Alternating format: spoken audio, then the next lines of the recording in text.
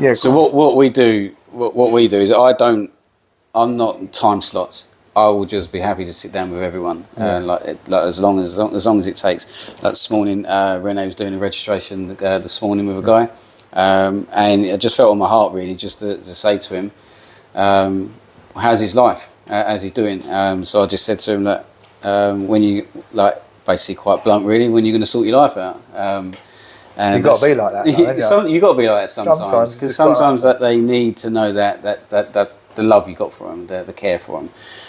So I just said that to him, and he just opened up saying about how much he was a chef and he wants to get back into it. So I said to him, look, when you're ready, let's do volunteering here. I said, then from now, I'll get you into another job like a cook. I said, well, they're really good. And Renee started sharing about his life.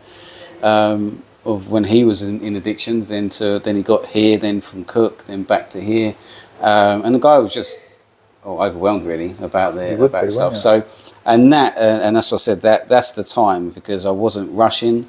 I was just talking to him normal. Yes, he's in his situation, and that's where we're at. So he's coming back to me I've given him a time frame. I said to him by Wednesday, I want to know if you're coming back in. And so it's just a lot to think of. And that's what I said to him. Look, I've said a lot of stuff to you today. I said, but just have a think about it. I said, because it's a lot to take through. I said, because of what you're going through.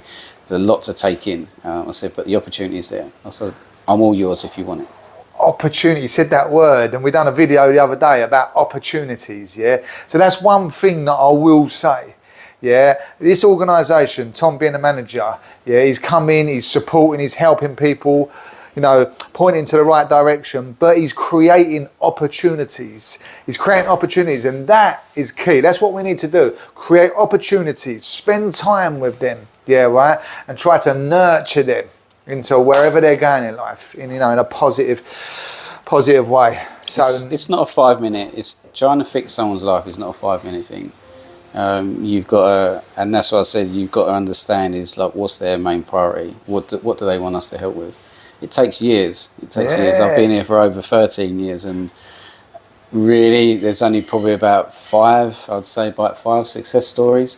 But that's not just because they're the greatest and they've got the mindset. It's just because they've got it, and people are still out there in the same situation.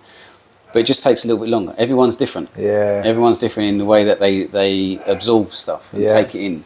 And sometimes they're facing the same stuff, but everyone's just different. Different. And so I'm saying a lot of people today think that they can do things fast and furious, right? It's like the drive-through McDonald's. Drive through fast, get that food, eat it, go, on the go, on the go, on the go. But the reality is, in this arena, it's going to take time, it's going to take resilience. You need to ground yourself to have these one-on-ones, to figure out, to listen to that individual. Where are they? What are they saying? What have they been through? Activate that empathy. And then they will listen, they will open up, and then, like you said, 5 times out of 10, to say, it might even be a lesser number than that, but, it works. But that's what we're after. We're after people's lives being changed. We're after, even if it's 2%, that people are changing. That's good. We're starting there, and we grow it, and we develop it, and see, if we can get full capacity change, It just takes time. I remember working with one organisation, a housing organisation. We got this one guy into accommodation, and he wouldn't stay in there. So they evicted him, kicked him out because he was breaking his condition basically. So they're in their eyes it was just like you're taking up a bed where someone else wants it.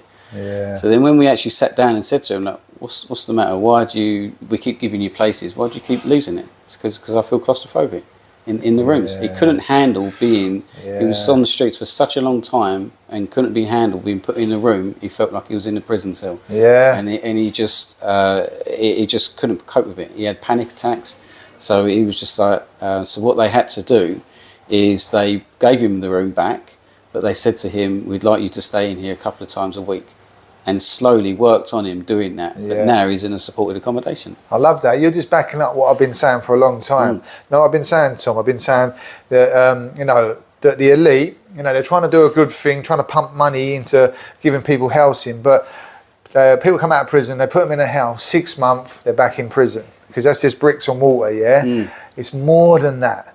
You know, it's more than that. It has to be one-on-one, you know, interacting with that individual and letting them see that this is authentic, this is love.